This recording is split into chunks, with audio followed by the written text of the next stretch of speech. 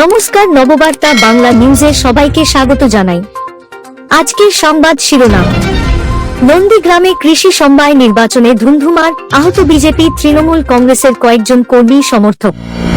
Surprise দেব বলে ডেকে যুবকের চোখ বেঁধে পুরুষাঙ্গ কেটে নিলেন ১৯ বছরের প্রেমিকা। গভীর রাতে বৈশালী ডালমিয়ার বাড়িতে বোমা। শহরের নিরাপত্তা নিয়ে প্রশ্ন বিজেপি নেত্রীর। নিউ টাউনের স্পা সেন্টারের আড়ালে মধুচক্র, আটক করা হয়েছে ১৭ জনকে। ঐতিহ্যের স্বীকৃতি গ্রেড 1 হেরিটেজ তকমা পেল বেহালার শিব মন্দির। গ্রামে খুল্লম-খুল্লা জুয়ার আসর, দেদার খেলছেন মহিলারাও, পাহারায় পুলিশ। ৪ দিনে কলকাতা দখল বাংলাদেশি প্রাক্তন সেনাদের দাবি, নেট পাড়ায় হাসির রোল। সংবাদ শিরোনামগুলো শুনছিলেন, এবার জানাবো পুরো সংবাদ। প্রতিদিনের খবরের টাটকা আপডেট পাওয়ার জন্য আমাদের নববার্তা ইউটিউব চ্যানেলটিকে সাবস্ক্রাইব করুন। আসছি বিস্তারিত খবরে। পূর্ব মেদিনীপুর জেলার নন্দীগ্রাম রাজ্যের দ্বিতীয় বৃহত্তম কৃষি সমবায় ব্যাংকের নির্বাচনকে কেন্দ্র করে ধুন্ধুমার।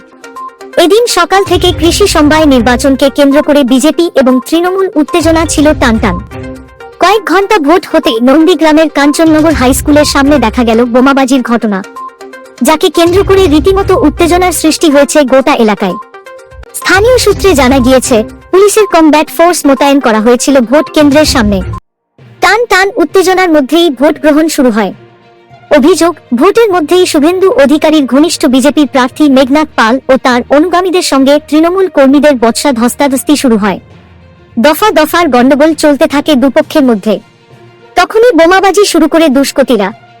এই ঘটনায় আতঙ্কিত হয়ে পড়েন এলাকার মানুষ। পুলিশের কমব্যাট ফোর্স পরিস্থিতি নিয়ন্ত্রণ করার চেষ্টা করে। এলাকার এক নার্সারির মালিক দেবপ্রসাদ মাইতি বলেন, আমরা সকলে গল্প করছিলাম, আচমকাই বোম ফাটার শব্দ শুনি। ধোঁয়ায় ঢেকে যায় গোটা এলাকা। ঘটনাস্থলে বিশাল পুলিশ বাহিনী মোতায়েন রয়েছে। ঘটনায় বেশ কয়েকজন সাংবাদিক আহত হয়েছে।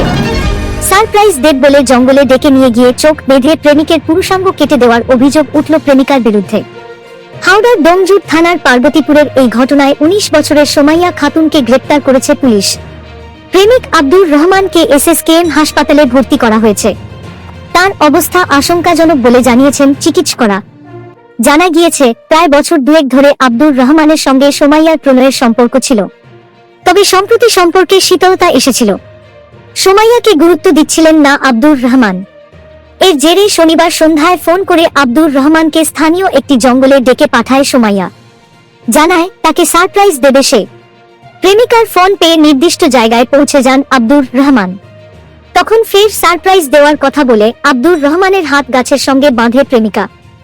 এরপর যুবকের চোখও বেঁধে দেয় সে। প্রেমিকার মতলব কিছুই অনুমান করতে পারেনি যুবক। হাত ও চোখ বেঁধে ফেলে ব্লেড দিয়ে আব্দুর রহমানের পুরুষাঙ্গ কেটে ফেলে সোমাইয়া। এরপর বাঁধন খুলে দেয় সে। গ্রামে এসে স্থানীয়দের অসুস্থতার কথা জানায় আব্দুর রহমান। স্থানীয়রা তাকে হাসপাতালে নিয়ে গেলে চিকিৎসকদের তিনি ঘটনার কথা জানান।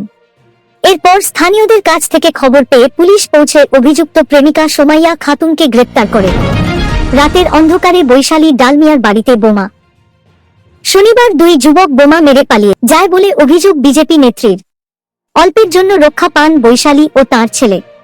থানায় অভিযোগ জানিয়েছেন তিনি। তদন্তে পুলিশ।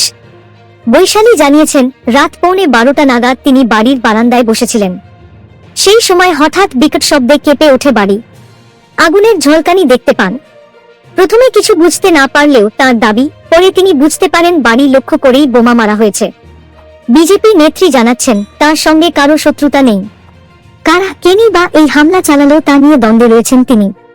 বৈশালী বলেন, বিরাট দেওয়াল ও তার কাঁটায় আটকে গেল, তাই না থাকলে সোজা আমার জানলাতেই লাগত।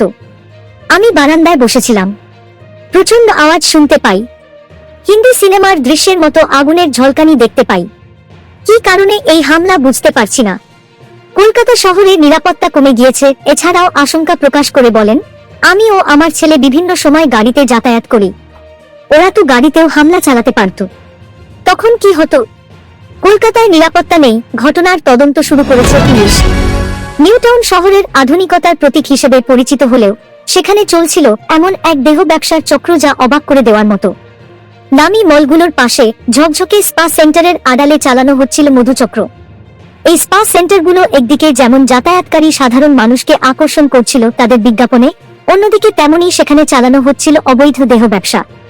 শনিবার রাতে বিধাননগর গোয়েন্দা শাখার পুলিশ এই স্পা সেন্টারে অভিযান চালিয়ে 17 জনকে আটক করেছে, যাদের মধ্যে 7 জন পুরুষ এবং 10 জন মহিলা রয়েছেন। অভিযানে উঠে এসেছে এক ভয়াবহ চিত্র, যা প্রশাসনের কাছে নতুন করে ভাবনার সৃষ্টি করেছে। পুলিশ সূত্রে জানা গেছে, অভিযান চলাকালীন 17 জনকে আটক করা হয়। এর মধ্যে 10 জন মহিলা এবং 7 জন পুরুষ ছিল, যাদের মধ্যে 7 জন কাস্টমার এবং 3 জন মহিলা কর্মীকে গ্রেপ্তার করা হয়েছে। পুলিশ জানায়, এই স্পা সেন্টারটি মূলত অবৈধ দেহ ব্যবসার জন্য পরিচিত হয়ে উঠেছিল এবং এটি চলছিল গোটা নিউটাউন জুড়ে বেশ কিছুদিন ধরে। আরও জানানো হয়েছে যে এই চক্রে জড়িত একাধিক ব্যক্তির নামও পুলিশের কাছে পৌঁছেছে, যারা এই অবৈধ কার্যকলাপ পরিচালনা করছিল। ধৃতদের বিরুদ্ধে মানব পাচারের মতো কঠোর ধারায় অভিযোগ দায়ের করা হয়েছে। কলকাতা পুরসভার হেরিটেজ বা ঐতিহ্যবাহী ভবনের তালিকায় স্থান পেল বেহালা আর্য সমিতি রোডের শিব মন্দির। এই মন্দিরকে গ্রেড 1 হেরিটেজ হিসাবে তালিকাভুক্ত করল পুরসভা। স্বীকৃতি হিসাবে মন্দিরের গায়ে নীল ফলক লাগানো হয়েছে। এই তকমা পাওয়ায় খুশির হাওয়া এলাকাবাসী ও মন্দির পরিচালন সমিতির সদস্যদের মধ্যে। মন্দির কর্তৃপক্ষ সূত্রে জানা গিয়েছে, শিবলিঙ্গটি প্রায় 250 বছর পুরনো। মোহিত মোহন হালদার ও ক্ষেত্রপদ হালদারের পরিবার উত্তরাধিকার সূত্রে মন্দিরের দেখাশোনা করছেন। এক সময় এই মন্দিরে পুজো করতেন অভিনেতা তথা চণ্ডীপুরের তৃণমূল বিধায়ক সোহম চক্রবর্তীর ঠাকুরদা সুশীল চক্রবর্তী। উত্তরসূরি অলোক হালদারের সুপারিশে মন্দিরের দায়িত্ব দেওয়া হয় স্থানীয় ক্লাব বেহালা দেবদারু ফটকে। বর্তমানে হালদার পরিবারের অরূপ হালদার ও অরিজিৎ হালদারের সঙ্গে যৌথভাবে মন্দির রক্ষণাবেক্ষণ করে এই ক্লাব। 12 ডিসেম্বর বার্ষিক উৎসব পালন করা হয়। চলতি বছর সেই অনুষ্ঠানের আগে এই সম্মানে খুশি কর্তৃপক্ষ। শুধু বার্ষিক উৎসব নয়, মহাসমারোহে পালন করা হয় শিবরাত্রি ও নীল পুজো। উপচে পড়ে ভক্তদের ভিড়। এই মন্দিরের লাগোয়া মাঠেই ধুমধাম করে বারোয়ারি দুর্গাপুজোর আয়োজন করা হয়। সাধারণত নীল ফলকের সাহায্যে ভবনের গুরুত্ব এবং ঐতিহাসিক তাৎপর্য বোঝানো হয়। অনেক আগেই ঐতিহ্যবাহী ভবনগুলোর ইতিহাস ও তাৎপর্য সাধারণ মানুষের সামনে তুলে ধরার জন্য পুরসভা এই উদ্যোগ নিয়েছে। সেই তালিকায় নবতম সংযোজন বেহালার এই শিব মন্দির। উৎসব মানেই যেন বেলাগাম উচ্ছ্বাস। দিনে দুপুরে খুল্লা জুয়ার আসর গ্রামে। পুরুষদের পাশাপাশি মন প্রাণ খুলে জুয়া খেলছেন মহিলারাও, তাও আবার পুলিশি প্রহরায়। এমনই অভাবনীয় দৃশ্য মালদহের মোকাতিপুর কলোনি এলাকায়। বেহুলা নদীর তীরে জুয়ার টেবিল সাজিয়ে বসেছেন জুয়ারিরা। সেখানেই দিনের আলোয় চলছে জুয়া খেলা। পুলিশ মহলে কান পাতলে শোনা যাচ্ছে, জুয়ার আসর বন্ধ করা দূর অস্ত, উল্টে মহিলাদের নিরাপত্তা দেওয়ার জন্য তাদের সর্বক্ষণ পাহারায় থাকতে হচ্ছে। আজব গায়ের আজব খেল উপলক্ষ মূলষষ্ঠী। ওল্ড মালদহের মোকাতিপুর কলোনিতে বেহুলা নদীর ধারে এই সময় মূলষষ্ঠী পুজোর রেওয়াজ রয়েছে। আর এই পুজো ঘিরেই বসে জুয়ার মেলা। স্থানীয়দের দাবি, প্রায় 400 বছরের পুরনো এই জুয়া খেলার মেলা আজও ঐতিহ্যবাহী। তাই পুলিশের ধরপাকড় চলে না। জুয়া খেলতে গিয়ে যাতে মহিলাদের কোনো রকম অসুবিধা না হয়, তাদের নিরাপত্তা নিশ্চিত করতে বরং মোতায়েন থাকে পুলিশ। এটাই রেওয়াজ। পুরুষদের পাশাপাশি জুয়া খেলেন মহিলারাও, তাও আবার কোনো ক্যাসিনো বা ক্লাবে বসে নয়। সেই সময় মানুষের ভিড়ের মধ্যে প্রকাশ্যেই চলছে তাদের জুয়া খেলা। গৃহবধূ হেমলতা চক্রবর্তী বলেন, আমরা জুয়ারি মেলায় এসেছি, জুয়া খেলছি। আর এক গৃহবধূর আফসোস, আমি জুয়া খেলেছি কিন্তু জিততে পারিনি, হেরে গিয়েছি। ছোটদের সঙ্গে নিয়েই চলছে জুয়া খেলা। স্থানীয়দের বিশ্বাস, এখানে পুজো দিয়ে লক্ষ্মী লাভ হলে সারা বছর সুখে কাটে পরিবার। আর এই বিশ্বাস থেকেই অসংখ্য জুয়ার বোর্ড বসে বেহুলা নদীর পাড়ে আমবাগানে। পুরনো প্রথাকে স্বীকৃতি দিয়ে একটি দিনের জন্য জুয়া খেলায় অঘোষিত ছাড় দেয় পুলিশ। মহিলারা জানান, এদিন সকাল 6টা থেকে বিকেল 4টা পর্যন্ত জুয়া খেলার অনুমতি ছিল। স্থানীয়দের অনেকেরই দাবি, মূলষষ্ঠী পুজো দিয়ে ঘরের টাকা পয়সা জুয়ার বোর্ডে লাগান বাড়ির লক্ষ্মীরা। ঐতিহ্য মেনে ষষ্ঠীতলায় এই মেলা হয়। মালদহ ছাড়াও সংলগ্ন বিহার ও ঝাড়খণ্ড থেকেও জুয়ারিরা এই মেলায় অংশ নেন। এদিনও মেলায় চলে তাস খেলা, গুটি খেলা ও ঘূর্ণমান লটারি সহ বিভিন্ন ধরনের জুয়া। মেলা উদ্যোক্তাদের তরফে এক কর্তা জানান, প্রাচীনকাল থেকেই এই মেলা হয়ে আসছে। ঐতিহ্য মেনে মেলায় জুয়ার আসর চলে। বাড়ির সকলেই এখানে জুয়া খেলেন। কেউ আবার এই মেলাকে বলেন লেউড়ি মেলা। এই মেলায় লেউড়ি নামের বিশেষ মিষ্টি বিক্রি হয়। স্থানীয় মহিলারা সন্তানের মঙ্গল কামনার জন্য ষষ্ঠীতলার একটি গাছে মূলষষ্ঠী পুজো করেন। পুজো পাঠের পর শুরু হয় জুয়া খেলা। বাংলাদেশের 2 প্রাক্তন সামরিক কর্মকর্তার বিতর্কিত মন্তব্য নিয়ে তোলপাড় নেট মাধ্যম। ঢাকার রাওয়া কমপ্লেক্সে আয়োজিত এক সমাবেশে তারা দাবি করেন, 4 দিনের মধ্যে আমরা কলকাতা দখল করব।